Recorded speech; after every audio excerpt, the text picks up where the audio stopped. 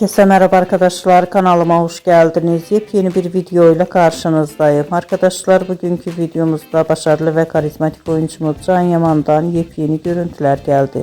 Ben de bu görüntüleri sizler için YouTube kanalımda video halinde sunuyorum. Umarım beğenirsiniz. Arkadaşlar, videomu beğendiyseniz kanalımı izlemeyi ve bildirim butonuna basmayı unutmayın. Şimdilik benden bu kadar olsun. Yeni videomuzda görüşmek üzere. Hoşça kalın.